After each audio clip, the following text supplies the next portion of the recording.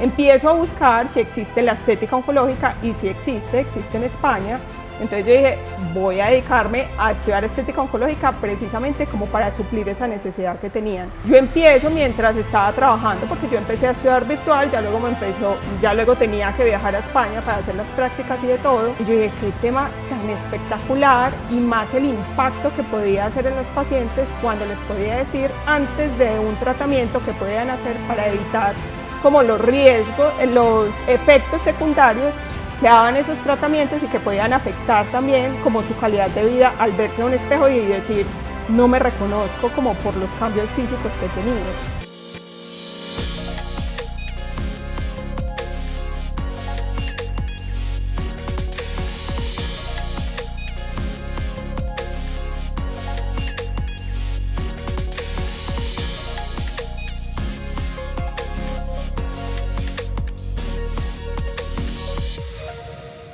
Hola, bienvenidos. Estamos en Cuerpo, Mente y Mamas.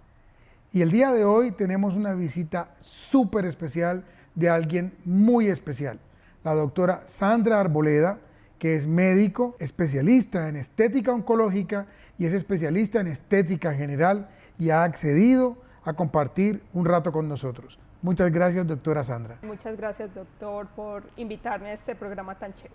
La verdad es que te dije doctora Sandra, pero toda la vida te he dicho Sandra y tú me has dicho Fernando, sí. Y aquí no hay, sí. Ya. Vamos a empezar sin el formalismo del doctor.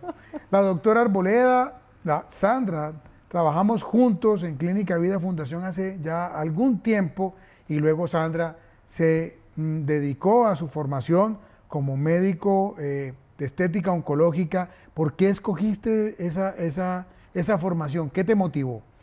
Pues mira que en el programa de mama o todos los pacientes con cáncer de mama normalmente me hacían una pregunta por cualquier cosa. Ay, doc, y el pelo, como que sentían que yo los podía llegar a comprender y a tener esa empatía de mujer a mujer, de qué vamos a hacer, mira las uñitas como las tengo, mira el pelo, mira las cejas o las pestañas y tal. Y yo lo único que le podía decir era, no, pues ve a dermatología.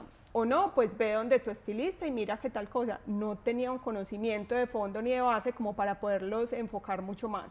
Empiezo a buscar si existe la estética oncológica y si existe en España. Entonces yo dije, voy a dedicarme a estudiar estética oncológica precisamente como para suplir esa necesidad que tenían. Yo empiezo mientras estaba trabajando, porque yo empecé a estudiar virtual, ya luego tenía que viajar a España para hacer las prácticas y de todo. Y yo dije, qué tema tan espectacular, y más el impacto que podía hacer en los pacientes cuando les podía decir antes de un tratamiento que podían hacer para evitar como los riesgos, los efectos secundarios que daban esos tratamientos y que podían afectar también como su calidad de vida al verse en un espejo y decir, no me reconozco como por los cambios físicos que he tenido. Entonces cuando yo vi eso, yo dije, espectacular.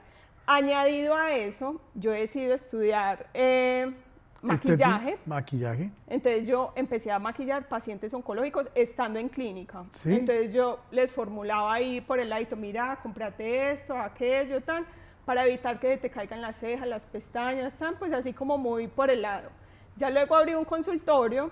Y en ese consultorio, pues sí, ya fue más formal, de estética oncológica, y ya les empezaba como a decir hasta cómo se maquillaban, hacíamos talleres los fines de semana, y entonces yo dije, qué impacto tan bonito, solo esa gotica de verse bien es sentirse muy bien. Es muy importante para las pacientes y para sus familias entender que durante este proceso se puede estar mejor. La autoimagen corporal genera fuerza, genera más resistencia, y qué bueno que tengamos a Sandra con nosotros para hablar de este tema.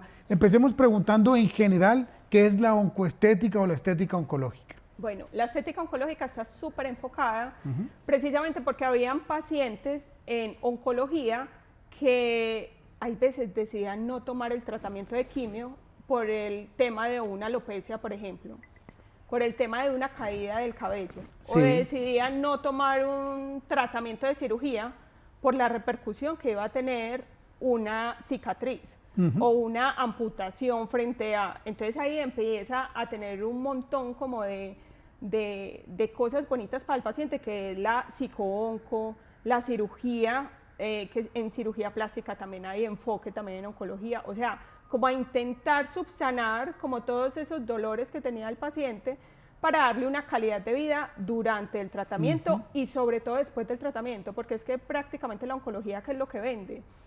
Vas a estar un momento mal, pero vas a volver a vivir y vas a estar súper bien, o sea, entonces que esos efectos secundarios de los tratamientos o de la misma enfermedad sean transitorios, no queden por siempre, entonces ahí estamos como aliados entre todos queriendo que ese paciente mientras esté durante el proceso se sienta bien y sobre todo después de que salga de ese proceso quede sin secuelas o con las mínimas secuelas que pueda llegar a tener tanto la enfermedad como el tratamiento, o sea, quimio, radio, cirugía, hormonoterapia.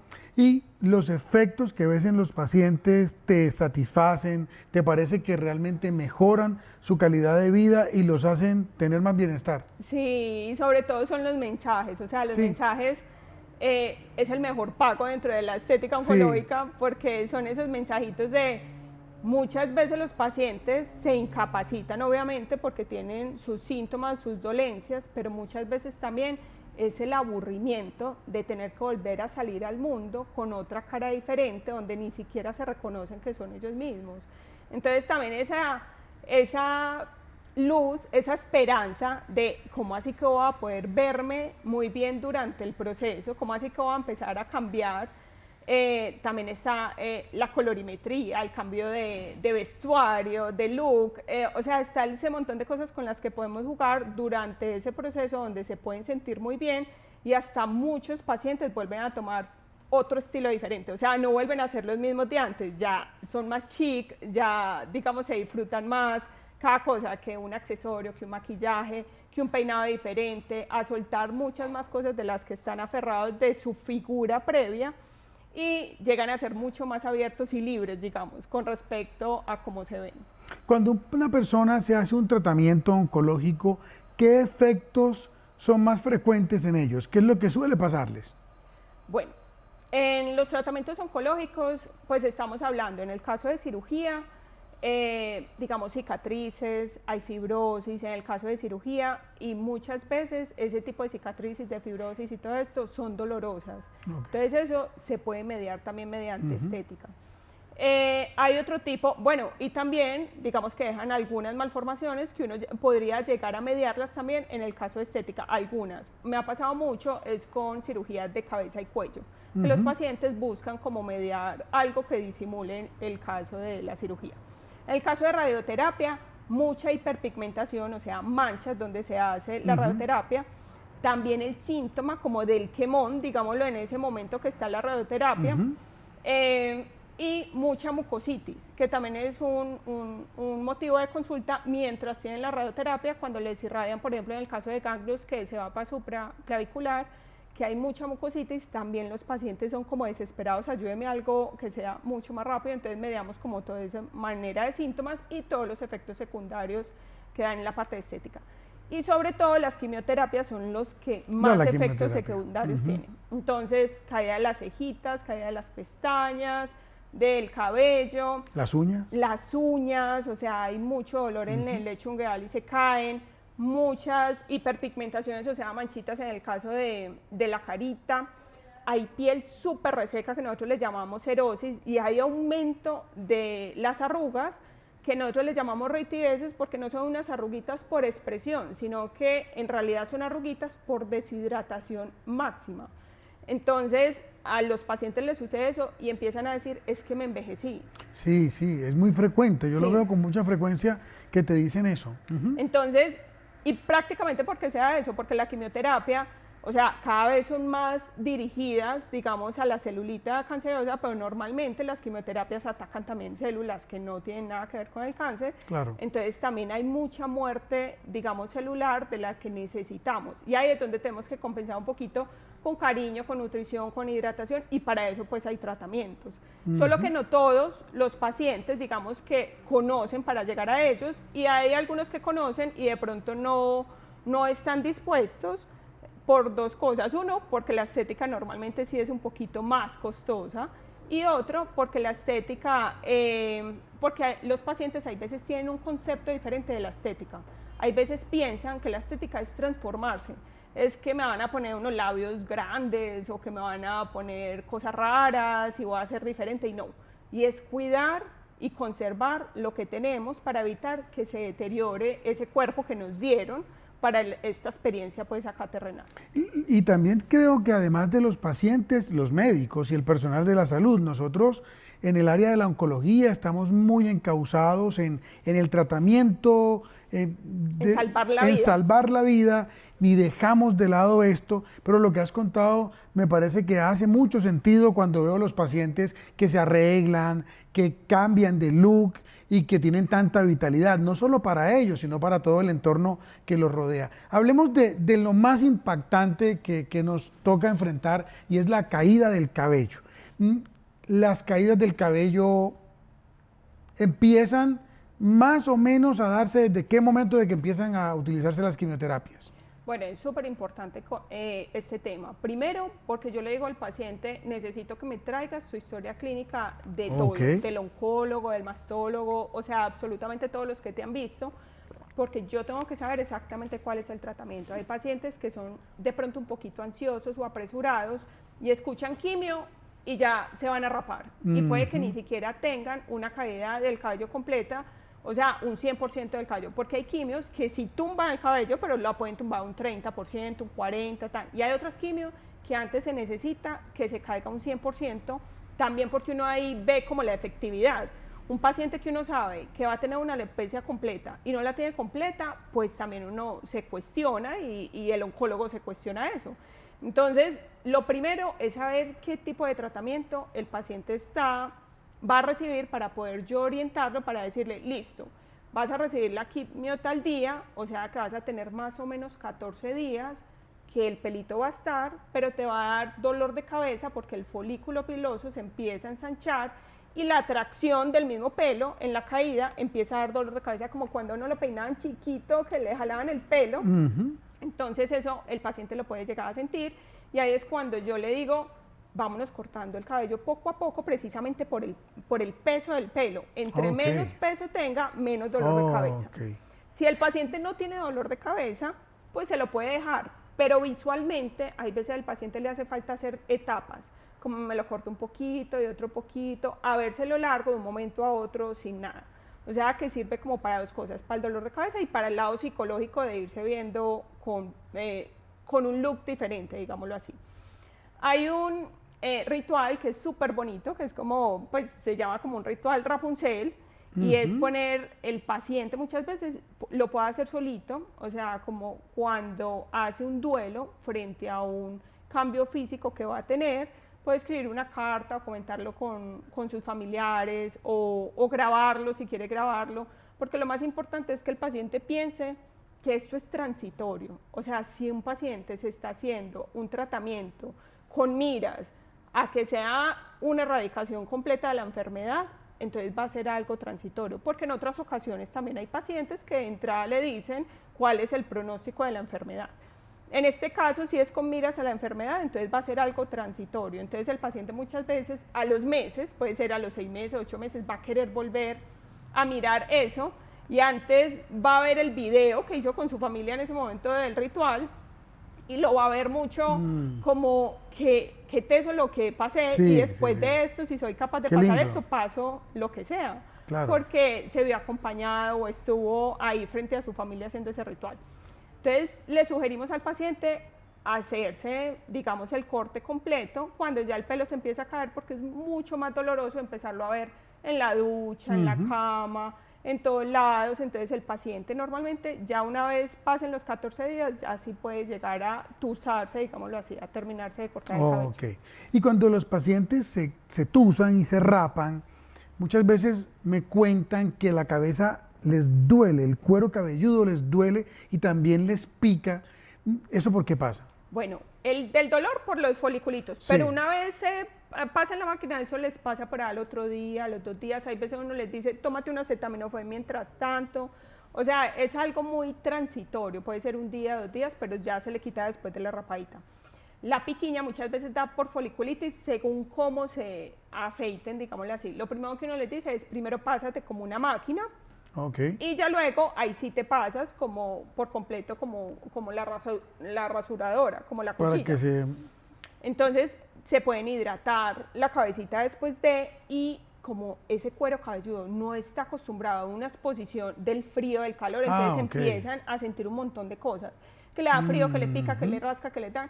Ahí lo más importante, el paciente, para calmar, un turbante. Los turbantes pueden ser de muchos, pero la tela de algodón ayuda muchísimo. De hecho, la tela de algodón es como la menos linda. Si uno va a comprar, por ejemplo, ropa interior, lencería en el caso de una mujer, uno ve una lencería espectacular. Y la de algodón, no. Entonces lo mismo pasa con los turbantes. Hay turbantes espectaculares, pero normalmente no son de algodón. Oye, me quedo pensando en algo interesante y es que entonces las mujeres que están cabecipeladas, que a mí me parece que la mayoría se ven muy lindas, pues llegan a estar así, pues de haber hecho como todo este entrenamiento, porque es duro llegar a estar expuestas con el cuero cabelludo sin pelo. Sí, claro. Claro está que ya luego el cuero cabelludo se acostumbra como muchas veces como a esas transiciones, pero yo les sugiero que siempre con ese turbante de algodón, por lo menos cuando tengan esos síntomas, que me pica, que me rasca, que me tan, entonces es porque el cuero cabelludo está sensible y te puedes poner un turbante de algodón mientras estés en la casa y no pasa nada. Sandra, las uñas es otra cosa por la que yo siento. Yo sufro mucho esto porque no tengo ni idea cómo orientarlas, pero veo que las uñas les afectan mucho. ¿Qué experiencia tienes con esa queja de las uñas? Bueno, con las uñitas, normalmente las uñitas se van por trauma. Entonces, ¿qué pasa con las uñitas? Mejor dicho, todo paciente que ya es diagnosticado y que va para quimioterapia, lo ideal es que él mismo se compre, bueno, todas las mujeres deberíamos tener un kit de uñas privado e ir a la manicura para que nos hagan con el kit privado, pero eso muchas veces no sucede.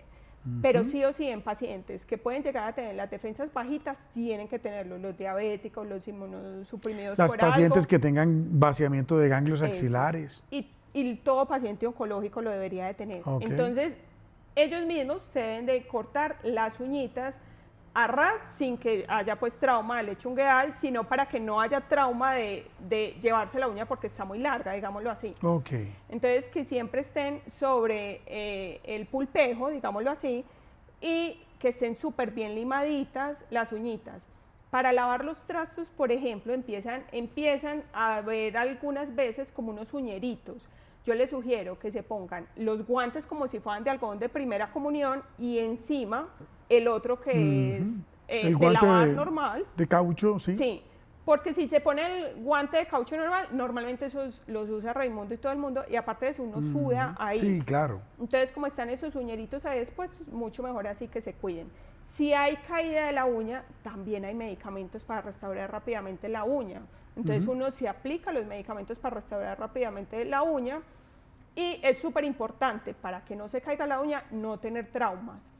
Hay, digamos, varios estudios con respecto al frío, en el caso del cuero cabelludo y en el caso de las uñitas. ¿De qué tratan? Prácticamente, cuando uno mete las uñitas en frío o se pone un equipo de enfriamiento en cuero cabelludo, en teoría, cuando está durante la quimioterapia, los vasitos sanguíneos hacen una vasoconstricción y no llegaría al mayor número de quimioterapia. Pero también hay estudios que dicen, bueno, no llega en ese momento, pero llega después porque sigue la sangre circulando y sigue. Entonces hay mucha contradicción con respecto a eso. Pero los pacientes que ven que es muy reiterativo de que se le caen las uñas después de una aplicación de una quimioterapia, uno sí le sugiere que mientras la quimioterapia coloque sus manitos en frío. Sus manitos en frío. Otra situación relacionada con la piel, que lo decías ahora, es la radioterapia, que reseca mucho la piel. El paciente que va a radioterapia nos pregunta, bueno, ¿y qué me sugiere de la crema? Y uno les dice, no, hable con el radioterapeuta, que claro, orientan, lo hacen con mucho cariño. Pero, ¿qué más les podemos decir? Además de que pueden consultar contigo o con alguien experto en estos temas que tenga formación, ¿qué se le orienta a una persona sobre estos cambios de la radiodermitis y la piel reseca por la radiación? Así es. Pues tanto los pacientes de quimio como los pacientes de radio, los dos van a terminar en una deshidratación que no va a ser como muy... Sí va a ser visible, pero los pacientes lo van a ver como vejez. más no como deshidratación. Sí. Entonces, de entrada, hay muchos pacientes que cuando van a empezar cualquier tratamiento de cualquier enfermedad, ya de base vienen deshidratados. Entonces, una vez el diagnóstico, yo le digo al paciente, hidrátese lo más que pueda antes de que empiece, por lo menos para que sus niveles o el porcentaje de agua que nosotros sabemos en el cuerpo, no es lo mismo cuando alguien le da una gripa hidratado o una gripa que tiene uno deshidratado con estrés oxidado, digámoslo así. Cuando hay mucho estrés en un paciente, le da mucho más duro una gripa. Lo mismo pasa en los tratamientos. Entonces, no es lo mismo un paciente que viene bien nutrido, bien hidratado y de todo y que va para un tratamiento. Entonces, una vez el diagnóstico, trate de llenar todos sus depósitos. Buena nutrición, buena proteína, buena hidratación para que cuando llegue el diagnóstico se vea y se sienta súper bien. Ya teniendo esos depósitos, digamos, normales, cuando van a radioterapia, uno les manda una crema con urea. Entonces hay urea al 10%, al 20%, al 30%, esa crema se la deben aplicar por la noche y de día. Pero eso sí, en el momento de la radioterapia se la tienen que quitar súper bien, porque haz de cuenta como si uno se pusiera una crema o un aceite y se tirara al sol a irradiarse, entonces uno se quema más. Entonces, en el caso de la radioterapia, siempre tiene que estar la piel súper seca, sin cremas ni nada, pero una vez salga, uno sí le sugiere una crema con urea. Eso es súper importante para la hidratación. No, qué importante. Entonces me quedo pensando que con seguridad un buen regalo para alguien que está en quimioterapia es un termo. Sí, estas maleticas de los ciclistas, que se hacen una maletica, se la ponen y es un pitillito acá. Uno diría como todo paciente que esté en quimio, en radio, debería mantenerse con el pitillito acá tomando agua. Primero, está súper demostrado, paciente hidratado no le da casi vómito, no le da casi estreñimiento, o sea, que es lo más común que puede llegar a pasar. Entonces, un paciente hidratado tiene menos efectos secundarios en quimios y en radios. Eso está súper demostrado. Qué importante, qué interesante. Indudablemente habrá que gestionar el paciente que tenga muchas náuseas y que de pronto sobrehidratarse pues también le genere molestias, pero de eso se trata tu especialidad y ayudarlos. Y en cuanto a la autoestima, ¿qué situaciones de las que ejerces con frecuencia ves que mejoran a los pacientes? Ok, bueno, son muchas cosas que mejoran. Durante la enfermedad puede que el paciente no esté muy enfocado en hacerse, hay veces, cositas. Hay veces el paciente se preocupa un poquito, es en el momento del diagnóstico. Entonces, en el momento del diagnóstico, yo de entrada le digo todo lo que les estoy diciendo, lo de la hidratación y de todo, pero también en estética hay tratamientos para hidratar puntualmente. Un ejemplo, ya vengo con una deshidratación, no me he hecho nunca ningún tratamiento estético o ningún tratamiento en carita, pues uno dice de base, vete con una hidratación en cara para que no se te vea muy evidente como la resequedad, para que no te salgan muchas manchitas, para que no te salgan muchas arruguitas, si ese paciente en realidad le afecta el cómo se ve en el caso del rostro. Entonces, muchas veces de base que se lo hagan antes. Otra cosa que se hace antes, se les va a caer las cejitas, las pestañas y puede que el paciente, digamos, con una calva, con unos accesorios bien bonitos o con un turbante bien bonito, se vea muy bien, pero las cejitas y las pestañas son un marco muy bonito para la expresión. Entonces, ahí uno le dice, antes de que se caigan las cejitas, antes de que te pongan la quimioterapia, porque normalmente el paciente va donde el oncólogo y llega y le dicen, te vamos a empezar quimioterapia en 10 días, en 8 días, pues eso es ya para allá, o sea, es ahí mismo, el paciente ni siquiera ha procesado todo eso, y quienes vienen a mi consulta normalmente es porque las trae el esposo, la amiga, las trae cualquiera, y no porque ellas están pensando en la parte estética, sino porque lo nombraron y algún otro familiar dice, venga, yo lo llevo a consulta. Y cuando llegan, yo digo, gracias a Dios vinieron, porque uno de los tratamientos es, hazte una micropigmentación antes de empezar quimioterapia.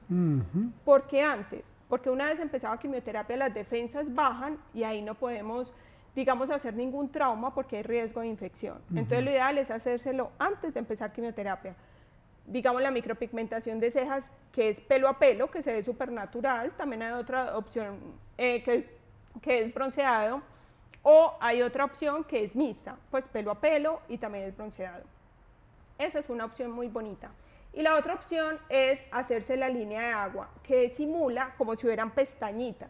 Entonces, de frente, el paciente va a aparecer como si tuviera pestañitas, pero de lado puede que no tenga la proyección de las pestañas, digámoslo así, pero visualmente se va a ver súper bien. Entonces, eso es uno de los tratamientos, tanto la hidratación en rostro como la micropigmentación para uno hacerse antes, para que cuando ya llegue el momento de la quimio, de la radio, de la cirugía, el paciente se va al espejo y diga, a pesar de todo esto, me veo bien. Me veo bien. Y cuando una persona, digamos, que tiene la posibilidad de que alguien en su entorno lo oriente y le diga, vamos, y te voy a llevar, ¿cuánto puede tomar en tiempo hacer la pigmentación, por ejemplo, de las cejas y de las pestañas? No. ¿Eso dura días o una sesión? Por ejemplo, en mi consulta, yo muchas veces tengo la consulta full. Y a mí me llega un paciente oncológico y yo le abro como sea, porque yo sé que el tiempo corre, entonces le abro como sea. Y también yo tengo como 2 aliados, digamos que hacen micropigmentación de cejas, la línea de agua, la de pezón. Entonces tengo esos aliados que ahí mismo es como necesito prioridad. Entonces normalmente es como al otro día, mejor dicho, a los 3 días ya está. ¿Y el procedimiento dura varios días? O sea, ¿es rápido? Es rápido. Hay veces hay retoques a los 15 días. Si llegara a necesitar el retoque. Entonces, se hace primero la micropigmentación, luego hay como una cascarita, digámoslo así, como una costrica que sale. Esa costrica hay que dejarla caerse solita y más o menos a los 15 días, según el pigmento como le haya quedado, puede que necesite retoque. Pero como a los 15 días y otras veces no lo va a necesitar. Supongamos que ya empezó la quimioterapia a los 10 días.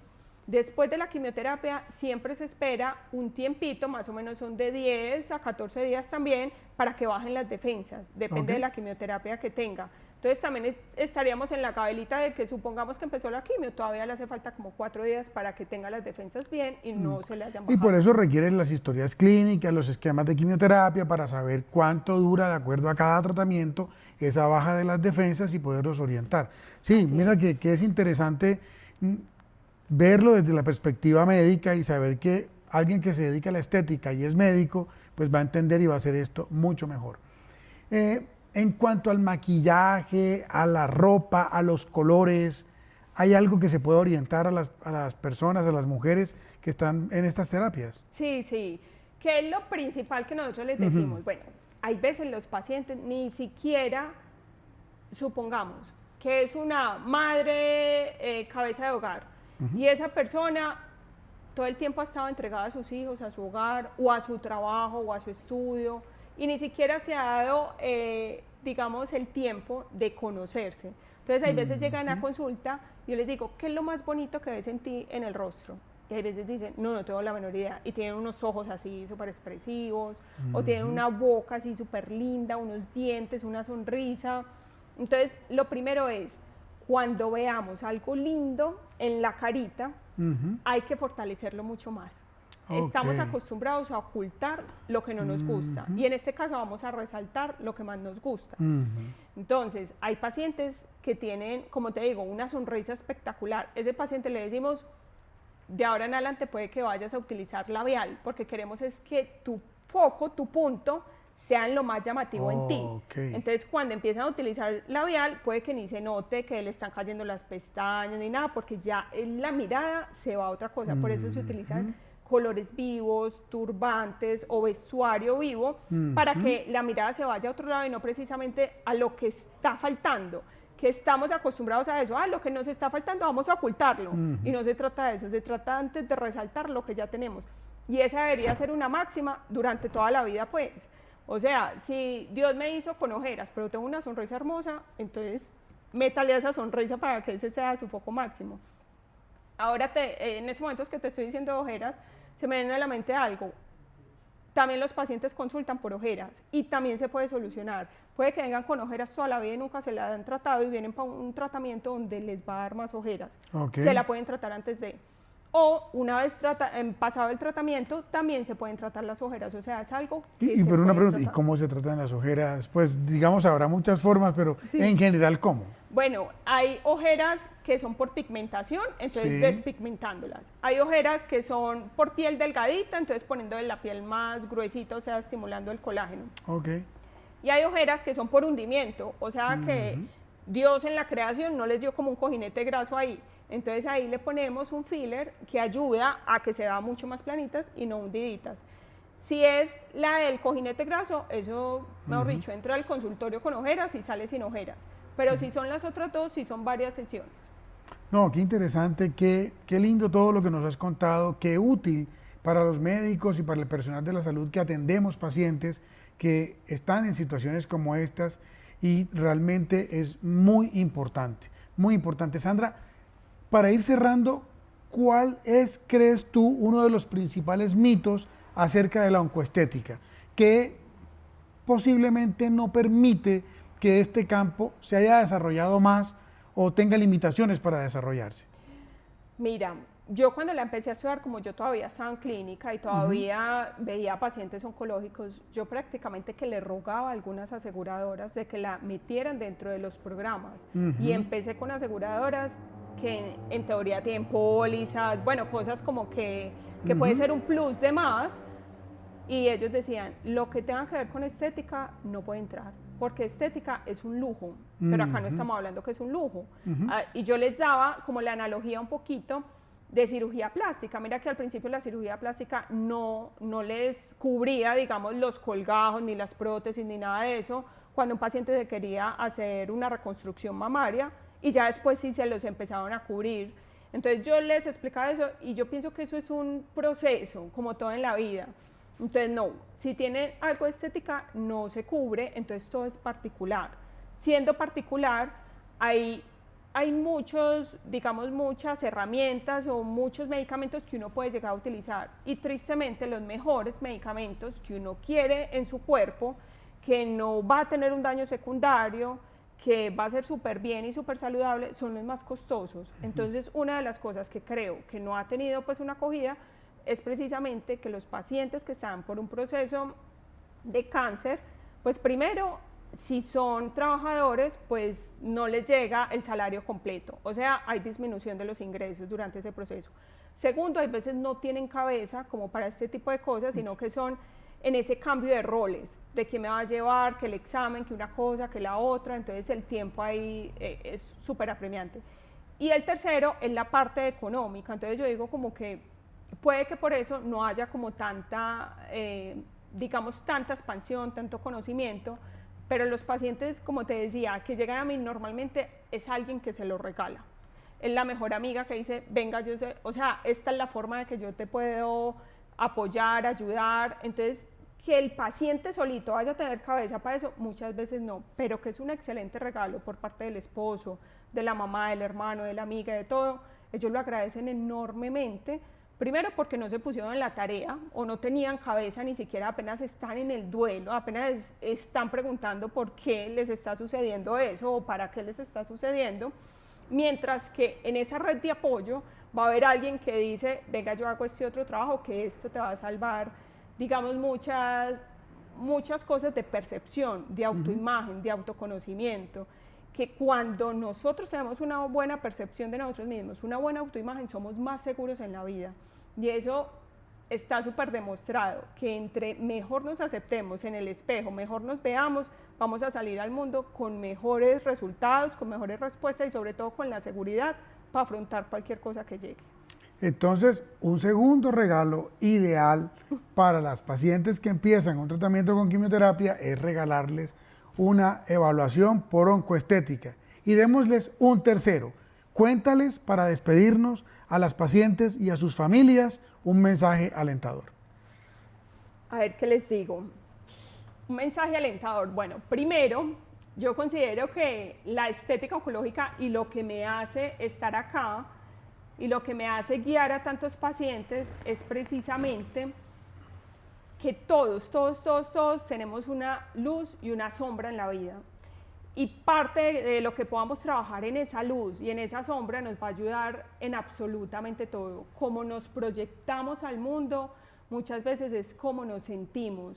Entonces, si a ti te hace muy bien estar en procesos de espiritualidad, si a ti te hace muy bien verte al espejo y sentirte bien, regálate eso, o sea, regálate eso. Pases por una enfermedad o no pases por una enfermedad. Y lo segundo, es que cuando una vez tú aceptas o miras, aceptación suena como todo raro, pero una vez tú te miras al espejo y tú dices, es que esta soy yo y me encanta lo que soy, o vamos con lo que soy, las puertas de todo, o sea, absolutamente todo se te van a empezar a abrir.